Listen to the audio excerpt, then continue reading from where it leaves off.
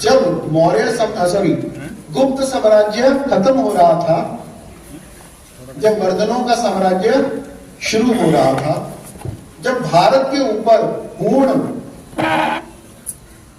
आक्रमण कर रहे थे और भारत का जो केंद्रीय शक और पूर्ण आक्रमण कर रहे थे और भारत टुकड़ों टुकड़ों में जो केंद्रीय सत्ता थी वो छोटे छोटे टुकड़ों में टूट रही थी, तब भी भारत की जीडीपी 25% थी। जब भारत 1000 एडी, जब भारत के ऊपर अलग अलग जगह पे मुस्लिमों के आक्रमण होने शुरू हो गए थे, पंजाब हरियाणा की तरफ, दिल्ली में चौहानों का राज्य था और बाकी जगह अलग अलग, ठीक है, लगभग 500 से 1000 के करीब छोटे छोटे राज्य थे। उस यानी भारत कितने टुकड़ों में, राज्य व्यवस्था में कितने टुकड़ों में बचा हुआ है? 1000 के करीब है। परंतु भारत की जीडीपी तब भी 24% है। कितने परसेंट है? 24%। 500 साल आगे आते हैं मुगल काल में, जब अकबर का राज था भारत के ऊपर। उस समय भारत के ऊपर मुगलों का, मुगल कौन थे? तैमूर के वंशज। तैमूर कौन थे? किसके वंशज? चंगेज खान के, मंगोल, उनके वंशज थे। वो भारत में राज कर रहे थे। उससे पहले गुलाम वंश ने भी राज किया। पहले गौरी ने किया, फिर गुलाम वंश ने किया, फिर तुगलकों ने किया, फिर लोधियों ने किया, फिर खिलजियों ने किया, फिर जाके मुगलों का साम्राज्य राज आया। उस समय भी भारत की जीडीपी दुनिया का 24% है। 300 साल तक मुगलों का राज चला। अकबर के बाद, बाबर के बाद, हुमायूं के बाद, उसके बीच में एक और बंदा आया था थोड़े समय के लिए, वो बड़ा इंपॉर्टेंट है। कल वर्मा जी जब बात करेंगे तो उसकी बात करेंगे। बीच में आया था शेरशाह सूरी वंश, जिसने बहुत कुछ किया है, बड़े छोटे समय के लिए बहुत कुछ किया, और उसने जो बदलाव किया भारत में वो आज भी बदस्तूर है और वो बड़े इंपॉर्टेंट हैं हमारे आज के मुद्दे को समझने के लिए। क्योंकि सूर्य को समझे बिना आज की जो लोक व्यवस्था है, अर्थ व्यवस्था है, न्याय व्यवस्था है, प्रशासनिक व्यवस्था है, उसको समझा नहीं जा सकता। क्योंकि उसी की व्यवस्था को अकबर ने और पूरे मुगल साम्राज्य ने कंटिन्यू किया। बाबर यहां केवल ताकत हासिल कर पाया था, उसको स्थापित नहीं कर पाया था। हुमायूं उसको गवा बैठा था, फिर भी उसने उसको प्राप्त कर लिया। अकबर को 14 साल की उम्र में युद्ध लड़के फिर से हिंदू को हरा के मतलब अपना राज लेना पड़ा, परंतु सत्ता को स्थापित किया जाता है व्यवस्था से, न्याय से, अर्थतंत्र से, व्यापार से, कृषि से, सुरक्षा से। वो सारा काम जिस पद्धतियों से हुआ उसमें शेरशाह सूरी का इंपॉर्टेंट पार्ट है। तो मैं कह रहा था 300 साल बाद, लगभग 1707 में जब औरंगजेब का राज था, वो कट्टर था, उसने हिंदुओं पे फिर से जजिया लगा दिया था, जो कन्वर्जन भी कर रहा था। तब शिवाजी यहां लड़ रहे थे, उधर बंदा सिंह बहादुर लड़ रहा था, राइट, और उधर साउथ में हर जगह भारत में मुगल साम्राज्य के खिलाफ, और मुगल साम्राज्य सिमट रहा था। उस समय भी भारत की जीडीपी दुनिया की जीडीपी का 26% था। मेरी बात समझ में आ रही है?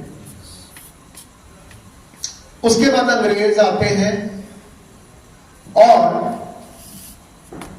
व्यापारी बन के आते हैं।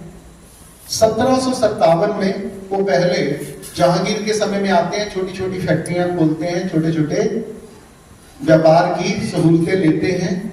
वो यहां का कीमती सामान,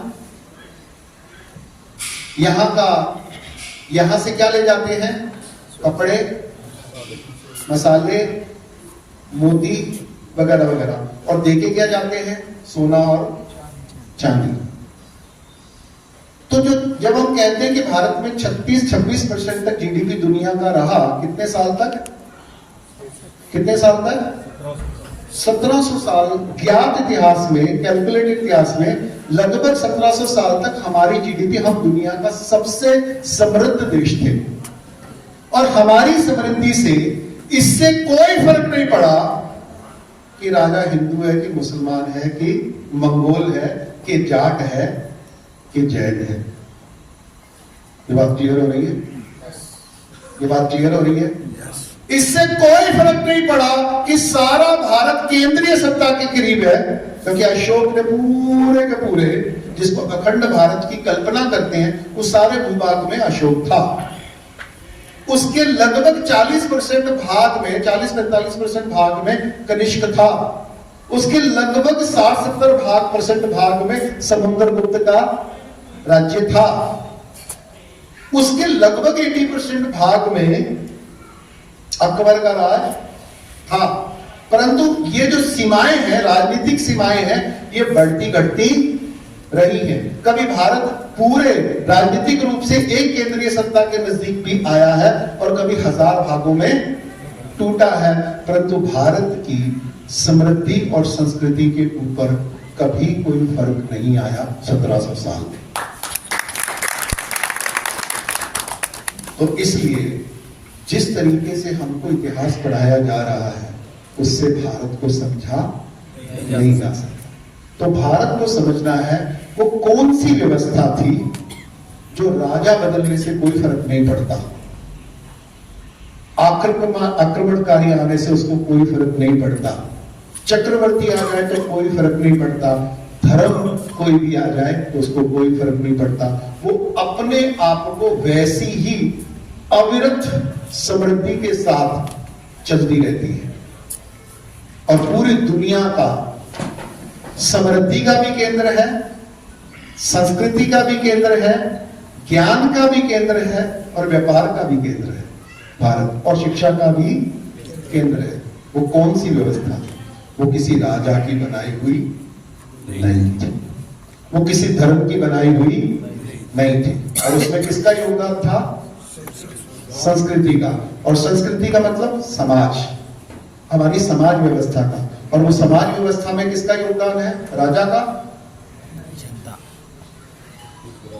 यहाँ की सामाजिक व्यवस्था का, जिसको बोलते हैं 4 वर्ण, 18 वर्ण, 36 बिरादरी, 72 कलाएं, उसका है।